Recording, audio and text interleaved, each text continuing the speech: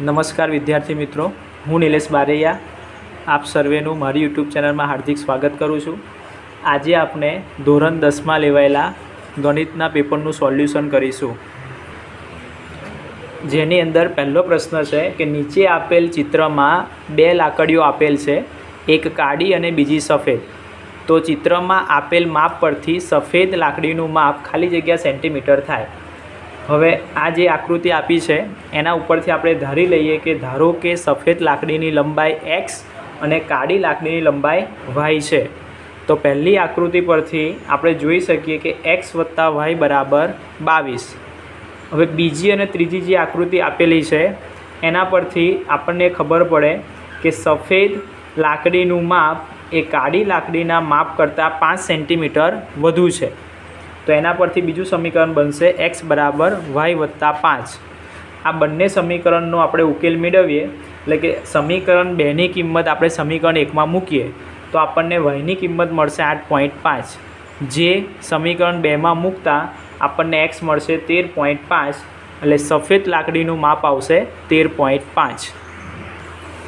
બીજો પ્રશ્ન, દ્વિઘાત સમીકરણ x² - 2x + 1 = 0 માટે x + 1/xનું મૂલ્ય ખાલી જગ્યા થાય। તો આપણને જે દ્વિઘાત સમીકરણ આપ્યું છે તેનો પહેલાં આપણે ઉકેલ મેળવીએ તો x² - 2x + 1 = 0, એટલે એના અવયવ પાડીએ તો x - 1² = 0 થાય। બંને બાજુ વર્ગમૂળ એટલે x - 1 = 0, એટલે x = 1। x = 1 જે કિંમત મળી એ આપણે આની અંદર મૂકી દઈએ તો આપણને મળશે 1 + 1 = 2, એટલે બીજાનો જવાબ આવશે 2। પ્રશ્ન નંબર 3, એક સમાંતર શ્રેણીમાં જો d = -4 અને a = 4 હોય તો તેનું પહેલું પદ a = ખાલી જગ્યા। આપણને સાતમું પદ આપેલું છે 4, એટલે સૂત્ર મૂકીએ તો a7 = a + 6d। a7 આપેલું છે 4, એ આપણે શોધવાનું છે અને d આપણને આપેલો છે -4। આપણે કિંમત મૂકીને સાદુરૂપ આપીશું તો આપણને a બરાબર મળશે 28। પ્રશ્ન નંબર 4, બિંદુઓ 2 - 1 અને -1 - 5 વચ્ચેનું અંતર ખાલી જગ્યા છે। અંતર સૂત્રનો ઉપયોગ કરીએ આપણે તો x2 - x1 2 + y2 - y1 2। આપણને x1 ને x2 y1 y2 આપેલા છે, એ કિંમત મૂકતા આપણને જવાબ મળશે 5। પ્રશ્ન નંબર 5, જો sin² θ = 1/2 તો આપણે tan² θનું માપ ખાલી જગ્યા થાય। અહીંયા આપણને આપ્યું છે sin² θ = 1/2, બંને બાજુ વર્ગમૂળ લઈએ તો આપણને sin θ બરાબર મળે 1/2। હવે આપણે ખૂણો જોવાનો કે સાઇનની અંદર 1/√2 ક્યારે થાય તો θ = 45 હોય ત્યારે। હવે θ = 45 આપણને જે મળ્યો એ tan² θની અંદર θ = 45 મૂકીએ એટલે tan 45ની વેલ્યુ થાય 1, એટલે 1/2 જવાબ મળશે આપણને 1।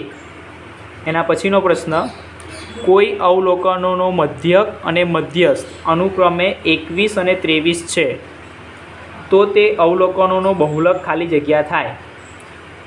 હવે આપણે જાણીએ છીએ કે મધ્યક, મધ્યસ્થ અને બહુલક આ ત્રણ વચ્ચેનો સંબંધ દર્શાવતું સૂત્ર એટલે કે z = 3m - 2x², જેની અંદર m એટલે કે મધ્યસ્થ આપેલો છે 23 અને x² એટલે કે મધ્યક આપેલો છે 21। એની કિંમતો મૂકીને સાદુરૂપ આપીએ તો આપણને z = 27 મળે, એટલે બહુલકની વેલ્યુ થાય 27। એના પછીનો પ્રશ્ન, ખાલી જગ્યાઓ આપેલી છે આપણને।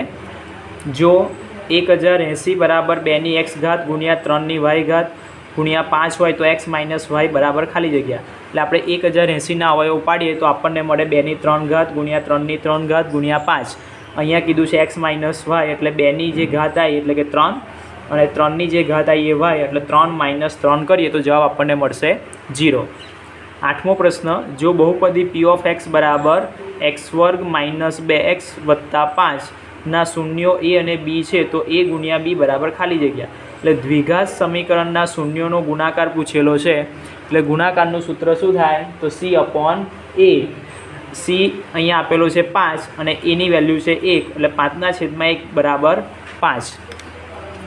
સમતોલ પાસાને એક વખત ઉછાળતા મળતા શક્ય કુલ પરિણામોની સંખ્યા ખાલી જગ્યા છે।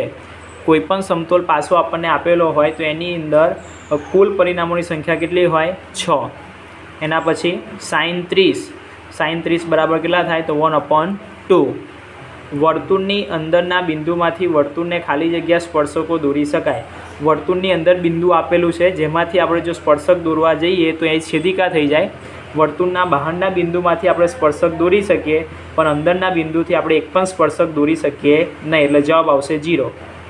એના પછીનો પ્રશ્ન, આપેલ અવલોકનોનો 2, 6, 4, 5, 0, 3, 1, 3, 2, 3નો બહુલક ખાલી જગ્યા છે. અવર્ગીકૃત માહિતી આપેલી છે એટલે એના માટે બહુલક શોધવો હોય તો જે સૌથી વખત પુનરાવર્તિત થતું હોય તે આપણો બહુલક કહેવાય. એટલે 3 વખત છે એટલે બહુલક આવશે 3. ત્યારબાદ ખરા ખોટા, વર્ગમૂળ 2 એ અસમય સંખ્યા છે તો સાચું છે. 12, 15 અને 21નો ગુસા 1 છે. 12, 15 અને 21નો ગુસા 1 છે. 12, 15, 21નો ગુસા 3 થાય પણ આપણને 1 આપેલું છે એટલે આ વિધાન ખોટું છે. વર્ગમૂળ 3x + 5 એ સુરેખ બહુપદી છે. સુરેખ બહુપદી કોને કહેવાય તો જે બહુપદીમાં બહુપદીની ઘાત 1 હોય તો અહીંયા xની 1 ઘાત છે એટલે આ સુરેખ બહુપદી કહેવાય, એટલે આપેલ વિધાન સાચું છે. ઘટના ઈની સંભાવના અને ઘટના ઈ નહીંની સંભાવનાનો સરવાળો 1 થાય છે. આપેલ વિધાન સત્ય છે. એના પછીનો પ્રશ્ન, એક વાક્યમાં અથવા તો એક શબ્દમાં જવાબ આપવાના છે. પહેલો પ્રશ્ન આપણને એક શ્રેણી આપેલી છે અને પૂછ્યું છે કે સમાંતર શ્રેણી છે કે નહીં. તો આની અંદર સામાન્ય તફાવત સરખો થતો નથી એટલે આ સમાંતર શ્રેણી કહેવાય નહીં. 18મો પ્રશ્ન, વર્તુળને કેટલા સ્પર્શક હોય છે તો અસંખ્ય. જો P of A બરાબર 0.65 હોય તો P of A બાર બરાબર શોધો. તો એનું સૂત્ર છે કે P of A bar = 1 - P of A, એટલે 1 - 0.65 તો જવાબ આવે 0.35. 20મો પ્રશ્ન, આપેલ આવૃત્તિ વિતરણમાંથી બહુલક વર્ગ શોધો. તો મોટામાં મોટી આવૃત્તિ 8 છે એટલે બહુલક વર્ગ થાય 3 અને 5. એના પછી જોડકા જોડો છે નળાકારની વક્ર સપાટીનું ક્ષેત્રફળ, તેનું સૂત્ર આવે 2πRh. શંકુનું ઘનફળ એટલે 1/3 πr²h. r ત્રિજ્યાવાળા વર્તુળનો પરિઘ 2πr અને θ ખૂણાવાળા લઘુ વૃત્તાંશનું ક્ષેત્રફળ એનું સૂત્ર થાય πr² θ/360. Thank you.